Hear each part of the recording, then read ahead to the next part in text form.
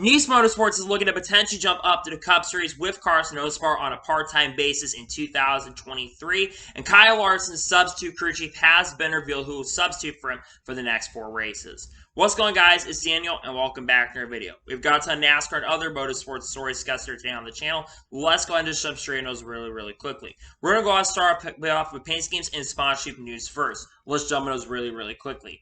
First paint scheme we're taking a look at is Stephen Parsons' 2022 Millennium Metal Fabrication Scheme that we're going to see this weekend at Nashville. Honestly, I think this paint scheme looks really solid. I love the color code on it. I think did a really good job on it, and I'm definitely looking forward to seeing on the racetrack here this weekend at Nashville.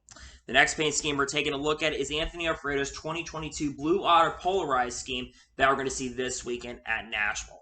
Honestly, I think the color code absolutely looks really perfect on this car. The colors are great, and I'm definitely looking forward to seeing on the racetrack this weekend at Nashville.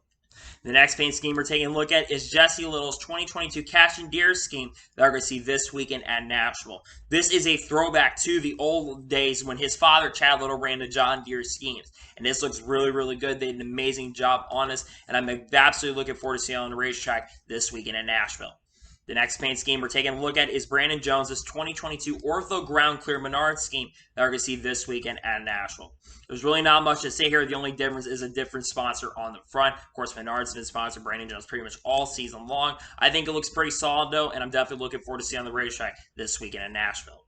The next paint scheme we're taking a look at is BJ McLeod's 2022 Motorsports Games NASCAR 21 scheme with Xbox on it that we're going to see this weekend at Nashville. Not a big fan of the scheme for one big reason. I think the paint scheme looks okay, but honestly, with how bad the company is, I really don't trust it. I'm not sure how this car will do. It probably will finish near the back, though. The next paint scheme we're taking a look at is Kevin Harvick's 2022 Busch Light Apple #Busch Bingo scheme that we see this weekend in Nashville. Honestly, I think this is pretty decent. I like the old Busch Light Apple schemes, though, from the past. This one's okay, though. It's not amazing, but it's okay. Honestly, hope Kevin Harvick has a good run, though, in his scheme this weekend. The next paint scheme we're taking a look at is Alex Abay's 2022 Yoko Vodka scheme that we're going to see this weekend at Nashville. Alex Bay adding another race to schedule. He was not supposed to run this race. Honestly, I think this paint scheme looks really solid. I think did a good job on it, and I think the colors do look pretty solid. The next paint scheme we're taking a look at is Jeremy Clements' 2022 Fly and Form scheme that we see this weekend, which, of course, this weekend is a throwback to the Gray Ghost schemes. They did a really awesome job on this. Fly and Form, of course, they follow me on Twitter, so you should go check that company out. But I think it looks absolutely amazing. It looks really solid, and I'm absolutely looking forward to seeing on the racetrack this weekend in Nashville. The next paint scheme we're taking a look at is Ryan Preece's 2022 United Rentals scheme that we're seeing the NASCAR Xfinity Series race at Nashville. This, of course, being his final Xfinity Series race of the 2022 season. Not much to say here other than that I absolutely love it. The colors look very well. United Rentals has been partnered up with Ryan Preece for all of this year. I think it looks exciting, and I'm definitely looking forward to seeing on the racetrack this weekend at Nashville. The next paint scheme we're taking a look at is Josh Bilicki's 2022 Gravely scheme that we're going to see next weekend at Road America. Absolutely love this paint scheme. The colors are very patriotic. I love the yellow number 2. I think it looks absolutely incredible. They did an absolutely amazing job on it. It's absolutely great, and I'm excited to see it on the racetrack next weekend at Nashville.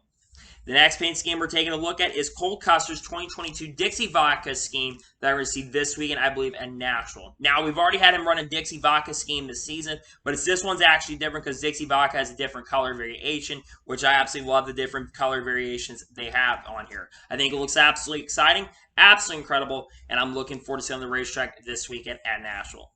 And the final paint scheme we are taking a look at is Kyle Busch's 2022 Pedigree scheme that we're going to see this weekend at Nashville. This, of course, being the final time I believe Pedigree is going to sponsor Kyle Busch ever as M&M's, which Pedigree is kind of sponsored the M&M's Mars Corporation. This is the last time it's being sponsored. This looks really good. I've been always a big fan of the Pedigree schemes. Of course, one thing I'm really intrigued is why didn't they run the M&M Mises scheme? That's one thing I don't know. But I think this paint scheme does look really solid. This, of course, Help Out Dogs is a really nice looking paint scheme, and I'm looking forward to seeing on the racetrack here this weekend at Nashville. And now we're going to go ahead and jump on to the next story of today's episode, as we're going to talk about the Nashville purse money from this week. And now, The Truck Series purse money has not been revealed, but the Cup and Xfinity Series purse money has been revealed. So for the Cup Series race, it's $8,065,125, and for the Xfinity Series race, it's $1,319,713. Purse money is actually up quite a little bit from past times. It actually is a pretty solid purse money for the Cup Series, but you also have to take account all the charter money as well. Honestly, the purse money is actually really solid. I think it's a good number of purses, and honestly, that's the money for this weekend here at Nashville. And now we're going to go ahead and jump on to the next story of today's episode, as we're going to talk about Resin Compound. As it was revealed yesterday morning that resin is going to be applied to Nashville, and the tire drag is also going to be coming out onto the racetrack as well.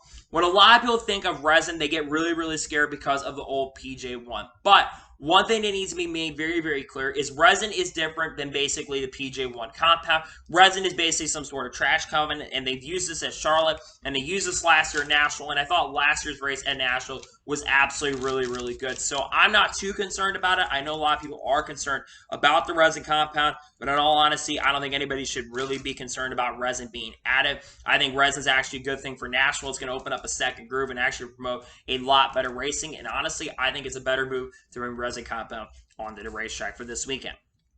And now we're going to go ahead and jump on to the next story of today's episode, as we're going to talk about Valvoline. As it was announced yesterday that Valvoline has signed an extension with Hendrick Motorsports through the 2027 season. They will sponsor Kyle Larson for 3 races each season, and William Byron will have 2 races each of these seasons. Valvoline has been a partner of Hendrick Motorsports since around 2017 or 2018, and they continue their partnership. That means that Kyle Larson's inventory is set for 2023, and William Byron's got only 6 more races now, I believe, that he needs to get before he's officially set for the season.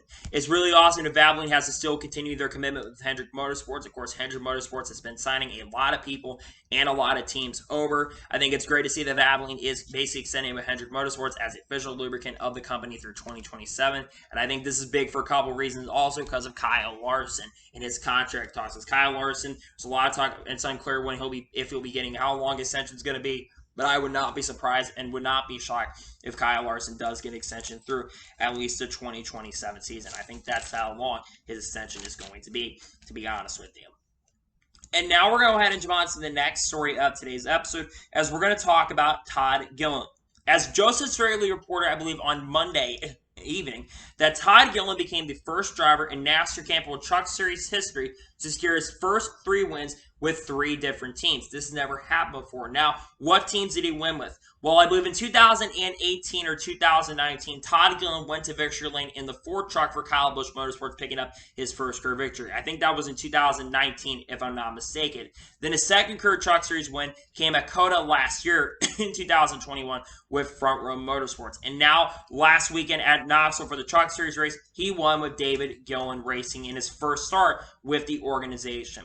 It's pretty crazy because that's never really happened before, like I mentioned. It's the first time that this has ever happened in Truck Series history. I think it's such a really cool and really awesome stat that they brought up. I think it's absolutely great to see, and congratulations to Todd Gilliland on making history in the NASCAR Camp World Truck Series.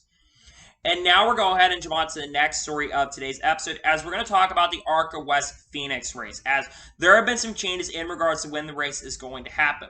Now, originally the championship race for ARCA was supposed to happen, I believe, on Saturday morning. Well, that has changed, is that the championship race has been moved to 11:30 Mountain Standard Time on the Friday of the championship weekend on Friday. The reason is so they can have a doubleheader with the Truck Series. So it's going to be 1:30 Eastern when the race is going to happen. So it's going to be a really early start to the day for the ARCA West race at Phoenix. This, of course, like I mentioned, will help for it to basically become a doubleheader event and a doubleheader tradition. Honestly, I think this is honestly a really, really strong move that they made here to basically move the race to a little bit earlier in the day. I think it's a good move. In all honesty, I think it's going to help fans who are going to the event as well. You're probably not going to see major attendance for the race, but you'll probably see some decent attendance and probably more people who will come out to practice and qualifying as well. And now we're going to go ahead and jump on to the next story of today's episode, as we're going to talk about the Pocono truck race, as there's also been some changes that have been made, but it's not with the times, it's with the network. So Pocono, of course, with the Truck Series is going to be the regular season finale, and this race has been moved from FS1 to Main Fox, which will be at 12 p.m. Eastern on July 23rd. Now, a lot of people have been asking, why is the race that early? The reason is because you have Xfinity Series practice and qualifying, and you also have the NASCAR Xfinity Series race that's going to happen that same day as well. And it creates a better event for the fans as well. And I think, and this will also be the first truck race on Fox since 2020, I believe, at Martinsville, if I'm not mistaken. So it's been a few years since the truck race has been on Fox. So it's great to see they're bringing it back to Fox for the first time. It's very exciting news, and of course, it is a regular season finale for the series. So I think it's really, really exciting news for sure, and I'm very happy to see that they decided to bring it back to Fox. I think it's awesome. And now we're going to go ahead and jump on to the next story of today's episode as we're talking about Darrell Edwards. As it was revealed yesterday that Darrell Edwards has signed an extension with Joe Gibbs Racing through 2027 to continue working as a pit crew member for the team. I believe this is the first major, I don't know if this has ever happened before, but I think this is the first time ever that we have really ever seen a pit crew member get a massive story around an extension. But I'm absolutely for it. I think pit crew members need to get as much out there and much time on the screen as the drivers do. The pit crew members are the people that really, really help the teams succeed a lot. So I think it's really awesome to see that Darrell Edwards is getting the recognition he deserves for it. Congratulations on the massive extension with the team. I think he's done a really good job for the last years. I think he started working with Joe Gibbs Racing a few years ago. I think he's done a really, really solid job, and I'm excited to see that Darrell Edwards has an opportunity to continue working with the team long term. I think it's really awesome, to be honest with you. And now we're going to go ahead and jump on to the next story of today's episode, as we're going to talk about an update to the inspection process. So, starting this weekend at Nashville, NASCAR is going to introduce a new updated scanner underbody change that is going to happen. So now teams, I believe, are going to have to go through 3 inches on the body, and the reason that they're doing this is so we can basically see if teams are cheating or not. If teams end up failing inspection quite a bit, we could see massive, massive penalties coming in, and I would expect that we're probably also going to see a lot of people going to the rear of the field because of this change. Now, like I said, why is this change coming in? Well, basically, one of the big reasons is they don't want to see teams cheating, so this is why they're bringing this update for the teams. I think it's honestly a really interesting change that they're bringing in. I know some people are not going to agree with me on this, but I think sometimes changes do need to happen, and that's an update to the situation when it comes to the underbody. And now we're going to go ahead and jump on to the next story of today's episode, as we're going to talk about Dylan Bassett. As Dylan Bassett is going to drive the 77 for Bassett Racing this weekend at Nashville. Bassett Racing has attempted to make, I think, 2 or 3 races so far this year, and they have failed to qualify, I believe, in every single race so far this year. Whether it's electrical issues or something, they've not been able to make it. It's not that Dylan Bassett is an untalented driver. It's just that the equipment they have has not been really, really that great, which is why they probably need a Cup Series driver to come in and race the cars like an Austin Dillon or even a Tyler Reddick, even though Reddick is going to drive the 48 this weekend with Big Machine Racing. I don't know how he'll do if they can make the show. That's probably the goal they really need to have, is trying to actually make the race and the show. If they can do that, I think that's a win-win for the team, and hopefully we'll see them make the show. If they can't make it, I think that's a massive win for the organization. And now we're going to go ahead and jump on to the next story of today's episode, as we're going to talk about Clay Greenfield. As Clay Greenfield is going to drive the 84 for Cook Racing Technologies this weekend at Nashville. Clay Greenfield and Cook Racing Technologies have not entered a race since, I believe, earlier this year at Daytona, so it's been a while since they've entered any sort of racing. The reason being they've not been able to enter is because they don't have any owners points, and they failed to qualify at Daytona. They were supposed to run around 5 or 6 races this season, and now they're back. Again, how many trucks are entered this weekend? It's going to be really tough, I think, to make the field this weekend. There's a lot of competition. If they can make the field, that's a really, really great story. And if they can make it, hopefully they're able to have a good run. But I'm not, unfortunately, expecting a ton of things from the team this weekend. And now we're going to go ahead and jump on to the next story of today's episode, as we're going to talk about Jennifer Jo Cobb. As Jennifer Jo Cobb announced last night that she'll be racing in the Truck Series race at Nashville. This will mean it will have the most trucks entered in the Truck Series field since the Daytona race that opened up the season. Jennifer Jo Cobb and a 10 team have not raced, I believe, since the first race of the season, so it's been quite a bit since they've entered a race. They may have raced her, I'm not entirely sure, but Jennifer Jo Cobb being back is great to see. She, of course, will have to make it into the field if she really doesn't have any owner's points currently back it up at the moment. If she can do that, I think it's great. And honestly, we'll see if Jennifer Jo Cobb can make the Truck Series race at Nashville. And now we're going to go ahead and jump on to the next story of today's episode as we're going to talk about Natalie Decker. As Natalie Decker is going to drive the 6.6 for MBM Motorsports this weekend at Nashville. Natalie Decker has not entered a race, I believe, since Auto Club or earlier this season. The reason is because she really hasn't been competing in many races recently. This car will be able to make it into the field as it's 25th in Motorsports currently, so this car, regardless, is good enough to go to make it into the field. Now, Natalie Decker, of course, I'm not sure how she'll do in the race. I think a top 35 would actually be good enough for the team. They probably want to finish higher, but she really isn't the greatest driver. So my expectations are really not through the roof for Natalie Decker, but I'm glad to see that she's back. Hope she can have a good run, but honestly, my expectations are not really through the roof, to be honest with you. And now we're going to go ahead and jump on to the next story of today's episode as we're going to talk about Max Gutierrez. As Max Gutierrez is going to drive the 22 for AM Racing this weekend at Nashville. Now, a lot of people are wondering why Max Gutierrez is not in the ride and Austin himself is not in the ride is because Austin himself is currently not racing at the moment, and he'll be back, I believe, in a week or two at Mid-Ohio as he had a baby just very recently, so he will not be in the truck for at least one more week. Now, Max Gutierrez, of course, is a driver who's made his debut earlier this year at Charlotte. It had a pretty decent run. I think he finished in the top 35, if I'm not mistaken, which was really solid for Max. Now, Max, ultimately, the 22 truck is a very solid truck. We saw Brett Moffitt do really well at Knoxville, so his expectations are probably a little bit higher than they probably should be. Just get out there, get as much experience as possible, and I think a top 30 run will be really solid. And now we're going to go ahead and jump on to the next story of today's episode as we're talking about Matt Mills. As Matt Mills is going to drive the 99 for Beach McLeod Motorsports this weekend at Nashville. Now, Matt Mills would usually drive the number 5 car most of the time, but he's driving the 99 this weekend because, of course, Ryan Preece is driving the 5 at Nashville. Matt Mills has made some races, had some issues in qualifying this year, so ultimately they're going to have to qualify in, as some people are unfortunately going to be going home this weekend in the Xfinity Series race. But if Matt Mills can make the field, that'd be good enough. I think the 99's got some decent owners points at the moment, but they've also missed some races too. So hopefully Matt Mills can make it into the show, win the number 99 car. And now we're going to go ahead and jump on to the next story of today's episode as we're talking about J.J. Yeley. As J.J. Yeley is going to drive the 13 for MBM Motorsports in the NASCAR Xfinity Series race at Nashville. J.J. Yeley usually drives the number 6.6 car, but they're swapping it and he's driving the 13. Now, this car, unlike the 6.6 car, has to make it into the show.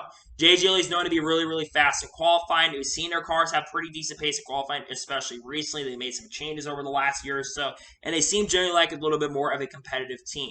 I think ultimately the goal for JJ is to make the field in the car. If you can do that, I think that's a win-win for the car, so they get some owner's points along with it. Hope that JJ can do well enough to have a great run this weekend, and honestly, hopefully we'll see them make the field and have a good run in a 13 car. And now we're going to go ahead and jump on to the next story of today's episode as we're talking about Nick Lights. As Nick Lights is going to be making his NASCAR Camping World Truck Series debut this weekend in Nashville, driving the 43 for the Ram Brothers Racing organization.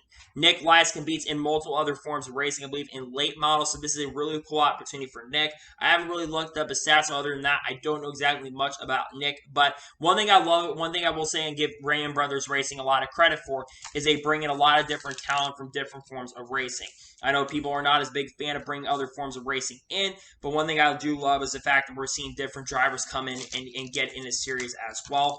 Honestly, I think it's a great thing overall, and hopefully we'll see him have a solid debut in the 43 truck. I think it'd be great if he had a good run this weekend at Nashville. And now we'll go ahead and jump on to the next story of today's episode as we're talking about J.J. Yeley. J.J. Yeley, while he'll also be racing the Xfinity Series race, he's also going to be racing in the Cup Series race this weekend in Nashville, driving the 15 for Rickware Racing. J.J. Yeley, in a few starts he's ran so far this year with Rickware Racing, has had some really strong runs. He's had some top 25 runs. So I think J.J. is actually going to have a really strong run in this car this weekend. Not sure about the other car he's running, but I think if J.J. definitely makes the field, and she's going to make the field regardless, I think he'll have a really strong and a really good run. So I'm excited to see that he is making his debut, making his return to the NASCAR Cup Series this weekend. I think he'll do a really good job, and I'm excited to see that he's going to be back behind the wheel in the 15 car this weekend. And now we're going to go ahead and jump on to the next story of today's episode as we're talking about Jeffrey Earnhardt. As Jeffrey Earnhardt is going to drive the 26 for Sam Hunt Racing in one more race. They've added another race for Jeffrey Earnhardt. He'll be racing at Atlanta. This actually was supposed to be one of his last races with the team this year with Sam Hunt Racing. With how well he's been running generally with the 26 team and other starts as well, he's going to have one more start with the Sam Hunt Racing organization, which will be Atlanta in a couple of weeks. Now, Jeffrey Earnhardt, like I mentioned, has had some solid runs with the Sam Hunt Racing organization. He's not been as good as a guy like John Nemechek has been, but he's been better than Chandler Smith at times this year. I think Jeffrey's got some talent behind the wheel, and he also had that really impressive run with Richard Childress Racing earlier this year at Talladega. I'm honestly excited to see what Jeffrey Earnhardt can do behind the wheel. I think he's a really, really good enough driver to get it done, and I think Jeffrey will have a solid run in this car at Atlanta Motor Speedway. He's also great at super speedway tracks, which this track is now technically like a super speedway track. So honestly, I'm excited to see what he can do behind the wheel of the 26 for Sam Hunt Racing. I hope he can just do well enough to get a great run with the team, and honestly, I'm very excited to see what he can definitely do behind the wheel of the 26 truck. The 26 car, I should say. And now we're going to go ahead and jump on to the next story of today's episode, as we're going to talk about F1 franchises. Now, Adam Stern reported on yesterday, or Monday evening, that Zach Brown says that the value of F1 franchises has grown massively since teams agreed to a $200 million deal buy-in fee in 2020, though he wouldn't say what the new number is. He says the value of F1 franchise from when the Concord Agreement was signed to now is grown rapidly. Now, again, he does not exactly say how much it's grown, but I would think it's probably grown at least to 50% of what it is. I would think it's probably around $300 million. And the reason is because these teams really have budget gaps. They don't have as much money they really can spend. So they're putting a lot of budget back into the money and they're getting more cars in. And the team owners also ask for a lot more money over the years as well. So it makes a lot of sense why we're seeing more increases in the money when it comes for the F1 franchises and the organizations as well. It makes a lot of sense to me why they're making more money. They're not spending as much. With the budget caps and stuff, they can't spend it because, again, they have a limited amount of money they can spend, so they can save that money up and bring more money in as well. Makes a lot of sense. It's very understandable why they're only having that much money come in. Makes a lot of sense. And all honesty, I'm not surprised that we're seeing more money come in for these F1 franchises. And now we're going to go ahead and jump on to the next story of today's episode, as we're going to talk about the Knoxville truck ratings from this past weekend. So Pete Stone reported yesterday that the Knoxville truck race earned 625,000 viewers, which is up from last year's race on July 9th, which got 599,000 viewers. And this race also is up, I believe, 16% from when Nashville happened at this point last year. Now, of course, we'll get into the SRX race in just a little bit, but for a truck race, it's actually not the greatest number. Again, I think going up against the SRX race probably played a big factor in that. I did not actually watch the truck race live. I actually watched the SRX race live over the Truck Series race, and I think a lot of people did the same, or people talking about it, because one, the truck race also did not have the greatest broadcast in the world. I think a lot of people also turned the race off, because like I mentioned, the broadcast itself really was not that great, to be honest. It was just a really, really horrendous broadcast. There was not a lot of good things about it overall. And in all honesty, I'm not surprised the ratings weren't great. Again, they're not terrible ratings for a truck race, but we've seen truck races get almost 1 million viewers in the past. We've seen a lot of races increase, and sometimes even ARCA races have gotten higher viewership than this race in the past. So again, will get into why I think that this happened in the future when we get into the SRX ratings, but again, it's not a massive surprise to me that the Knoxville truck ratings are not as high as the other forms. To be perfectly honest with you, I'm not entirely shocked and surprised why the ratings are not as high as they probably could be, to be honest with you. And now we're going to go ahead and jump on to the next story of today's episode, as we're going to talk about the top 10 drivers of the 2000s list.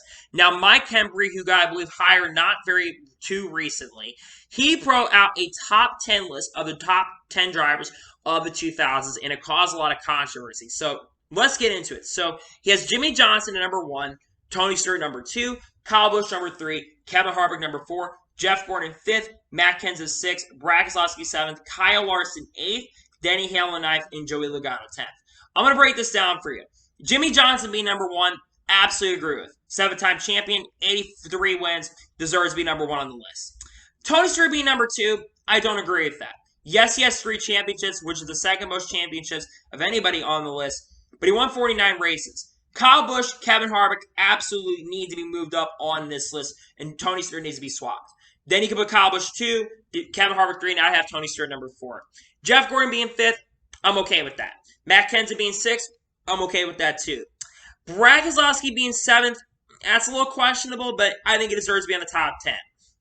Kyle Larson being on this list with 17 wins. Where's Martin Truex Jr. and where's Kurt Busch? Both guys won more races. They have a championship as well. Why are they not on this list? This list is a little bit all over the place. I would definitely put Martin Truex Jr. and Kurt Busch on this list. They have 31, Truex, 31 wins, Kurt Busch, 34 wins. Why is Kurt Busch on this list? And why is Joey Logano on this list for that matter? Logano's only got 29 wins. Yes, he won recently, but he's only got 29 wins. Why is he on the list, and why is Larson on the list over guys like Kurt Busch and Martin Truex Jr.?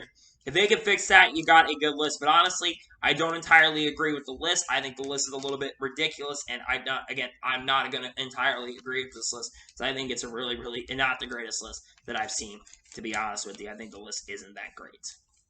And now we'll go ahead and jump on to the next story of today's episode, as we're going to talk about Greg Biffle. Now, someone had asked on Twitter to Bob Pockers about when NY Racing, also Gauntleters Racing, they asked about that. But when is NY Racing going to return this season? Basically, Bob Pockers said that Greg Biffle told him at Sonoma that he is unsure if NY Racing will or when they will return to Cup this year, or if they're ever going to return to the Cup Series. Now, for a lot of you don't know, Greg Biffle has made select starts so far with NY Racing this season. They made an attempt at Daytona. They made an attempt at Las Vegas. They raced at Atlanta. They raced at Talladega. And they also raced earlier this year at Richmond. But they have not raced in the NASCAR Cup Series since Talladega. It's been about 10 weeks since they have last raced, since April. They also had some really amazing and awesome paint schemes that they had, where they had Grambling State University and other paint schemes that came out. It's really a shame because I don't think Greg Biffle for sure will be back at least for a few weeks. Because remember, Greg Biffle also has currently a commitment to the Asterex at the moment. He's been racing in the Asterex really for the last few weeks, and he'll be racing in there up until late July. And I think NY Racing is also one of the very biggest issues, is they've had a lot of engine problems so far this season, which I think is also playing a somewhat of a major contributing factor to probably why they have not raced as much as they potentially could race. Now, NY Racing, of course, against engines from RCR. We know that they've wanted to race a little bit more than they have, but I think because they've had fueling problems, engine problems, you name it, they've had a lot of massive issues that have probably caused them to make decisions why they're probably not racing as much. Now, that being said, I really hope NY Racing continues to race because we need bigger fields. Yes, having 36 cars is not the end of the world, but I like to see more than 36 cars. Again, also you do have to consider, though, the fact that there potentially could be less money coming in as well. When you're an uncharted team, you don't get as much money. But a lot of people also question this team because they didn't think they're even going to show up. The fact they showed up and ran a few races is a great thing overall, but the question is, are they done racing? That's one thing that's going to be determined long term. But theoretically, I really hope that NY Racing continues to race this year. I think they could race at some of the upcoming Super Series races, like in Atlanta in a couple weeks. Maybe they run at Daytona, maybe they race at Talladega, and maybe they run a couple other races. Who really knows at this moment? But I really hope NY Racing comes back. I think they're going to run more next year for sure. I think that they'll come back with a guy like Greg Biffle or even a guy like Matt DiBenedetto perhaps. Could be a candidate for a ride at that team. But in all seriousness, in all honesty, I think there's a very strong possibility and a good possibility that we could see Greg Biffle come back. We'll have to watch and wait and see what happens. There's a chance that we could see a guy like Greg Biffle come back in the near future in the Cup Series with NY Racing. Now we'll go ahead and jump on to the next story of today's episode, as we're going to talk about the Canadian GP TV ratings from this past weekend. So, according to Adam Stern, ABC earned a 0.78 rating and 1.38 million viewers for Sunday's Canadian GP, which is up from 1.13 million viewers the last time the race was held in 2019. Now, here's some good news and here's some bad news to this. Number one, the good news is that the ratings are absolutely up for Formula One. We already know that Formula One generally this year has had major increases in TV ratings. And having over 1.3 million viewers for a Formula One race is really, really great. And there's also more inventory that's come out, said that 1.7 million people actually tune in to the race on the main ABC when the race is happening. This just from the whole TV coverage from the start to finish. But the negative is that I thought we actually were going to see a little bit more higher viewership for the race itself. I thought we were going to be about 2 to maybe 2.5 million. I know that's a little bit high for even Formula One at the moment right now, but I thought we were going to get 2 million viewers for main ABC network. Considering this race is on main ABC, I'm really surprised that the ratings were up just a little bit more for the Canadian GP just a little bit. But I don't think it's absolutely the end of the world. I think Formula 1 is still growing in major areas. It's growing in areas where NASCAR really isn't growing right now. It's growing in like Atlanta. It's growing on the East Coast. And also on the West Coast as well, where NASCAR is really chasing. It's kind of growing on the West Coast as well. But the ratings are definitely really, really solid. They're not spectacular, but they're still really, really solid numbers for Formula 1. But I do think that maybe at some point Formula 1 is going to drop. And again, I think in the long term, Formula 1, at least right now for sure, has a long-term staying power. But how long is it going to, are the ratings are going to stay up? That's one thing that's going to be determined long term. I think these numbers are really, really solid. Don't get me wrong. I think the numbers are really, really solid. But you would expect the numbers to be up just a little bit more for Formula 1. But I think these numbers are still solid regardless. And now we're going to go ahead and jump on to the next story of today's episode, as we're going to talk about the SRX Pensacola TV ratings. And honestly, they're not that great. According to Adam Stern, CBS earned a 0.58 rating and 951,000 viewers for Saturday night's SRX season opener at Five Flags. Last year's season opener and series opener, which in first race ever at Stafford, got a 0.8 rating and 1.297 million viewers. Now, a lot of people are wondering, why are the ratings down 300,000 viewers? A couple massive reasons for this, and I'll explain to everybody exactly why. First reason, lack of promotion. They did not promote this year. Now, Ray Abraham is no longer part of it, so I think that played a factor in it. But they did not promote the series at all on social media. They barely showed anything around it on social media like they did last year. And we found out just about 2 or 3 days before the race even happened to begin with that they updated website only 2 or 3 days prior. They had to still season 1 stuff up, and there was just a lack of promotion for it. And this is something that the SRX has really fallen into, is if you don't promote your series, and NASCAR's got this problem too, and IndyCar's got this problem somewhat too, but if you don't promote your series, you're not going to get it. They've got a decent social media game, which I will say the social media presence is really, really solid, and they after a lot of the creators and stuff. But it's their job to promote the series itself. Second thing, they went head-to-head against NASCAR. Last year, NASCAR did not go head-to-head with the SRX really at all. The problem is with this weekend is that the Knoxville truck race is going on at the same time, and also ARCA at I believe in Iowa or whatever track they were at, or Berlin Raceway, they were that track as well. So I think that's another reason why the ratings are down. The SRX, when if they do happen, if they don't have good ratings going forward, a lot of series, if you have your first race under 1 million viewers, a lot of times your series can end up getting canceled. And if they don't continue, if they don't eventually fix this problem long term, their series is going to fall apart.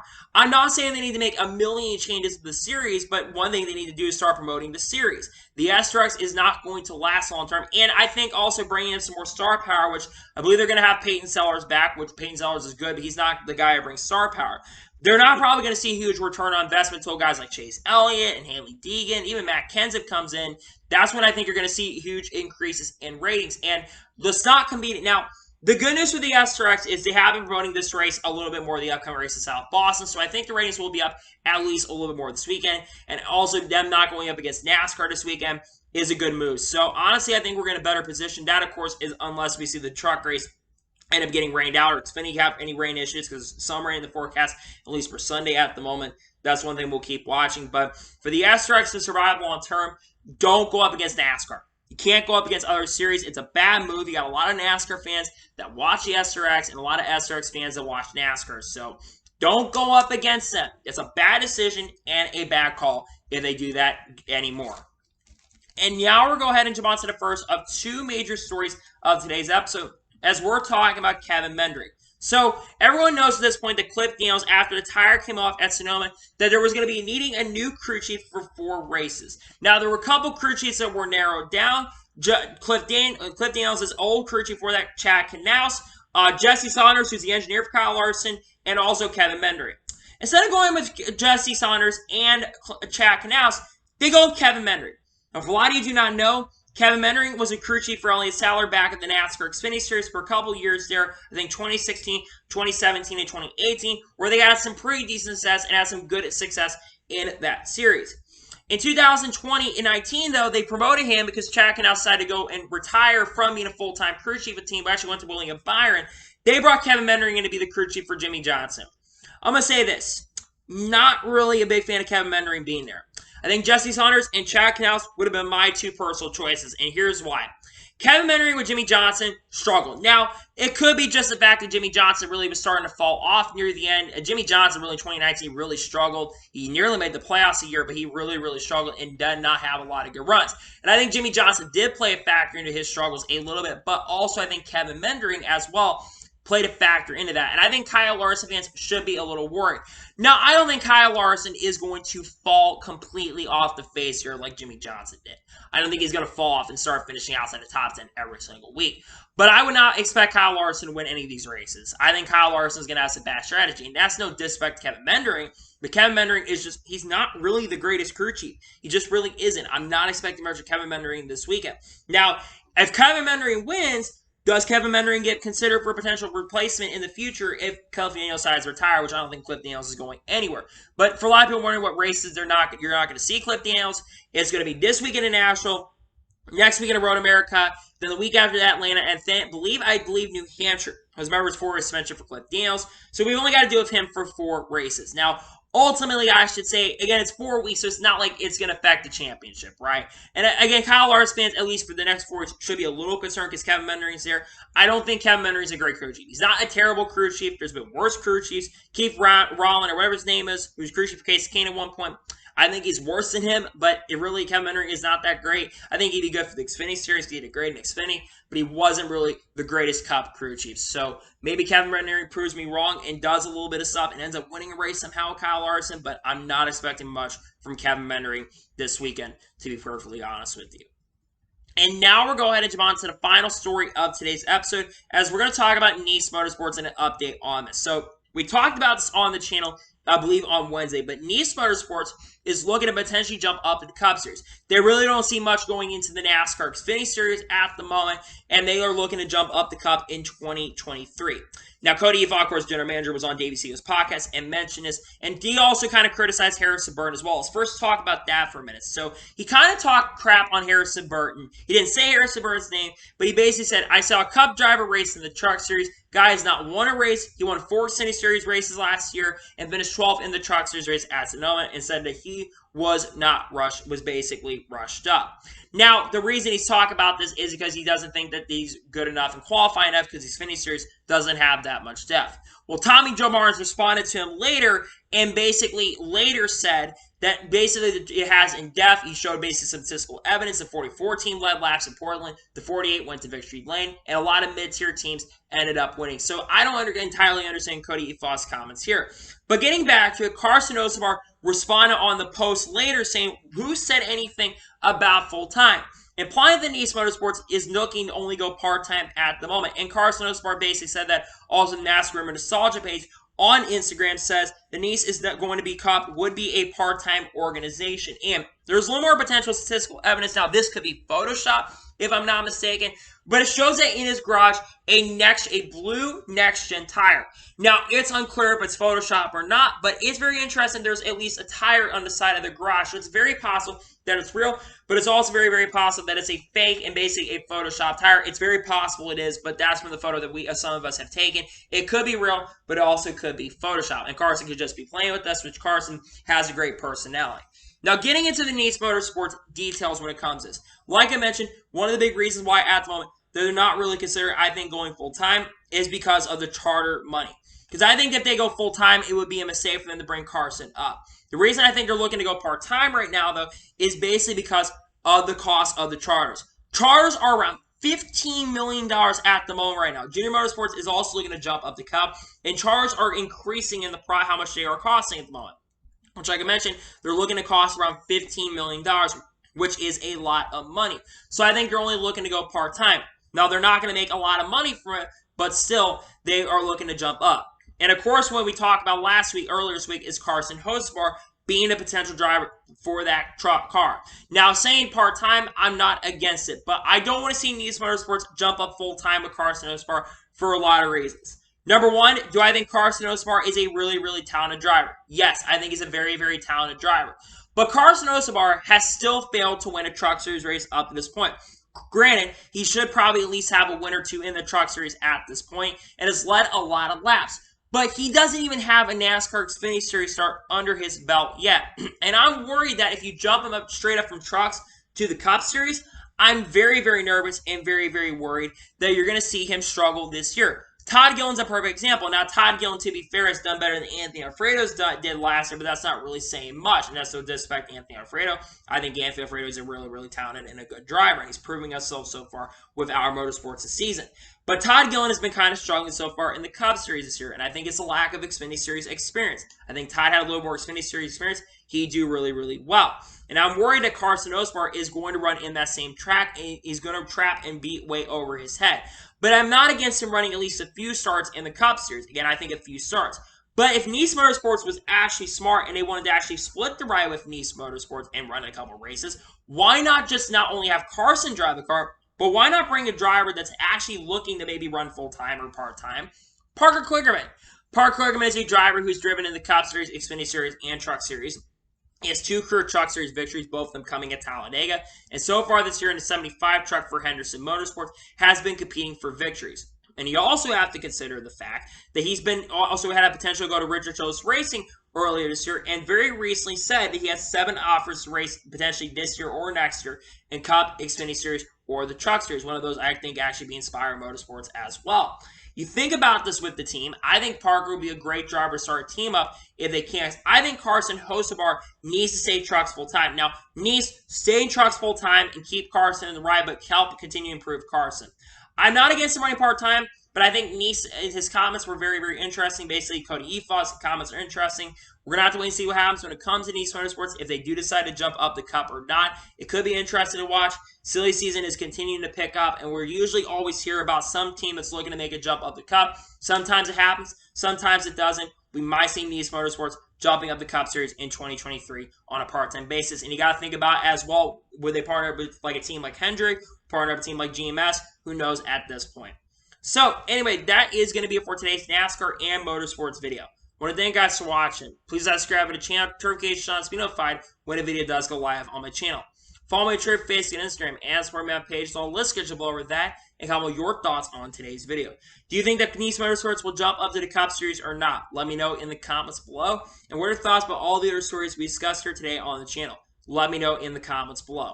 Tomorrow on my channel, I got a special project that is going to be dropping. It's going to be a project around a video around Project 91 and drivers who should race in Project 91. And I'm not sure if I'll have a video on Friday or not. If it will either be just one video with just a truck series review, or it will be 2 videos with the news video along with that as well. Stick around, as I got some content coming in the near future as well. So anyway, like I said, I want to thank you guys for watching today's video. And I'll see you guys next time for some more great, awesome NASCAR and other motorsports content on the channel like this. Take care, everybody.